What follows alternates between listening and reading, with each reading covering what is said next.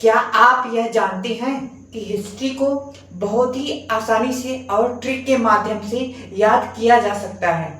NDA exam हो या CDS का एग्जाम हो, अगर आप ट्रिक नहीं जानते हैं तो इसका मतलब है कि आप अभी अपनी प्रिपरेशन में बहुत पीछे रह गए हो। आपको ट्रिक जानना होगा और इसी क्रम में आज की क्लास हम करेंगे।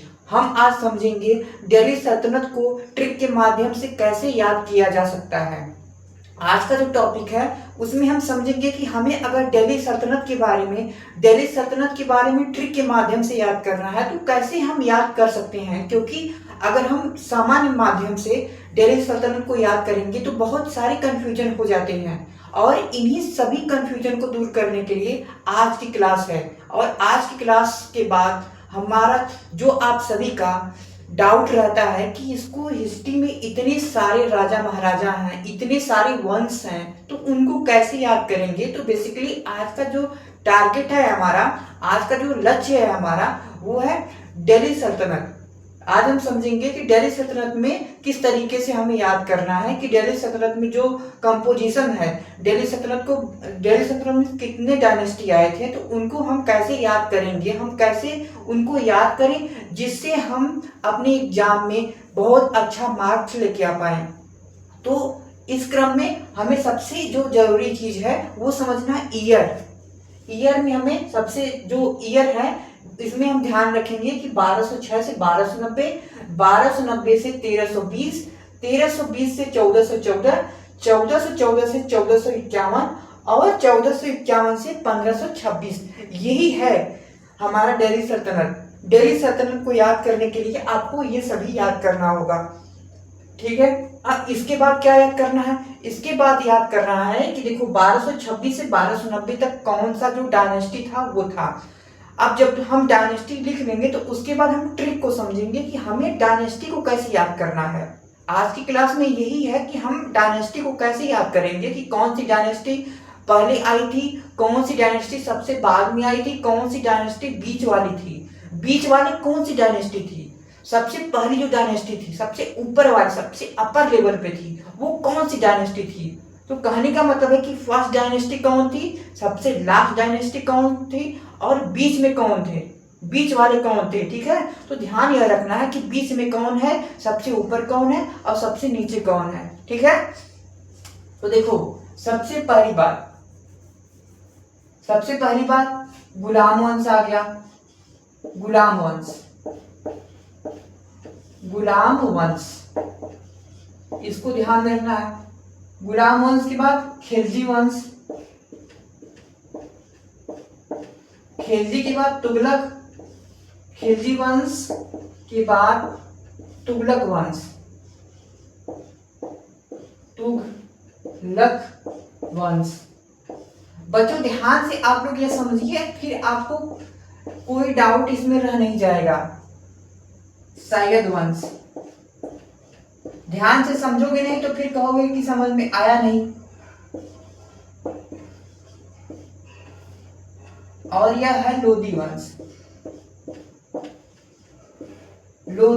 वंश। बच्चों इसमें जो है वो मैक्सिमम बच्चों का डाउट यह रहता है कि सर हम इसको याद कैसे करेंगे, हमारा जो क्रम रहेगा हमें किस प्रकार से हम इस चीजों को याद कर पाएंगे, सबसे पहले कौन रहेगा, फिर बीच में कौन रहेगा, लास्ट में कौन रहेगा। तो ऐसे डाउट्स बच्चों के आते रहते हैं, ठीक है। और किस प्रकार से हम ट्रिक के माध्यम से इसको याद करें। तो बेसिकली आज जो ट्रिक है वो है, हमारा जो ट्रिक है ये इंपॉर्टेंट है कि ये डायनेस्टी हो गया, डायनेस्टी ये है हमारी, ईयर हमारा ये है और सबके जो गुलाम वंश है उसका ईयर ये है, खिलजी वंश है इसका ईयर ये है, तुगलक वंश का ईयर ये है, सैयद का ये है, उसके सामने वाले जो भी हैं वो उसके ईयर हैं, ठीक है। अब हमें ध्यान रखना है कि हमारा जो ट्रिक है वो क्या है। ट्रिक क्या है, आज का जो ट्रिक है वो क्या है। ट्रिक है, देखो ऊपर यहां पे लिख लेते हैं ग ख त स ल, बस इतना ध्यान रखना है आपको। ट्रिक ये है ग ख त स ल, ग ख त स ल, और यही से ट्रिक से जो है वो हमें एकदम पूरा क्लियर हो जाएगा कि दिल्ली डायनेस्टी में सबसे पहले कौन आया, कौन बंदा आया, फिर दूसरा कौन आया, तीसरा कौन आया, चौथा कौन आया और इस तरीके से लास्ट में कौन आया। तो सब क्लियर हो जाएगा आपका, इसमें कोई डाउट नहीं रहने वाला है। तो सबसे पहले ग आ गया, यानी ग आ गया तो ग से गुलाम वंश हो गया, ख से खिलजी वंश हो गया, त से तुगलक वंश हो गया, स से सैद वंश हो गया, ल से लोधी वंश हो गया। तो बच्चों देखा आपने कितना आसान है इसको याद करना। सल्तनत के बारे में पूरी डिटेल जो है वो हम अपने बेसिक क्लास में समझेंगे बच्चों। तो आपको इसमें डाउट करने की जरूरत ही नहीं है कि सर ने तो ये बस ट्रिक ही बता दिया है।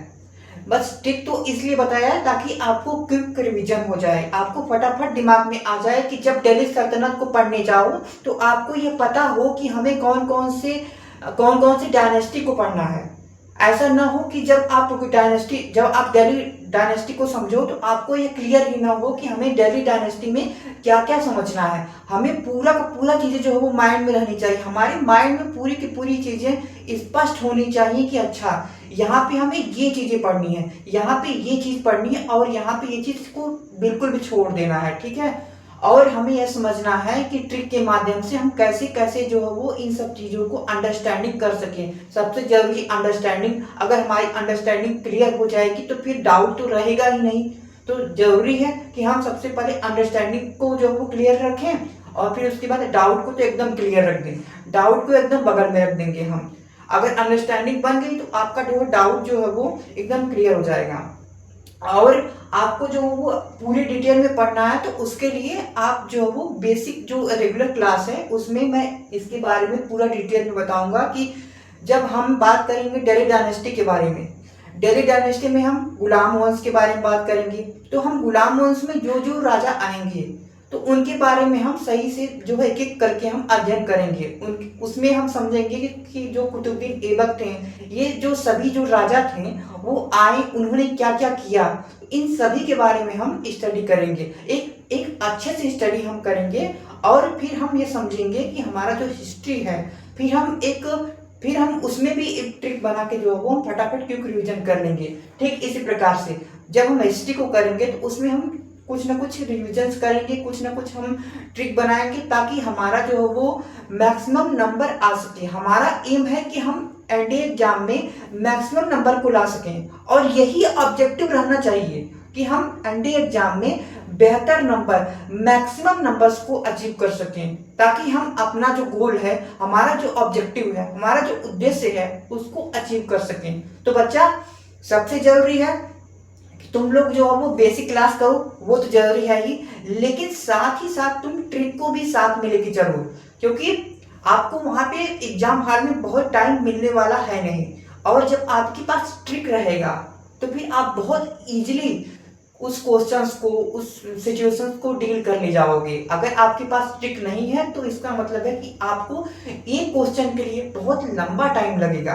अगर आप एक क्वेश्चन कर रहे हो तो आपको बहुत लंबा टाइम लगेगा, तो इसका फायदा नहीं है। आपको जो फटाफट करना है वहां पे क्वेश्चन को। तो इस सभी चीजों को ध्यान में रखना है। बेसिक क्लास करनी है, यह बहुत ही जरूरी है, लेकिन साथ ही साथ आपको ट्रिक भी रखना है, क्योंकि रिवीजन भी करना है, ठीक है।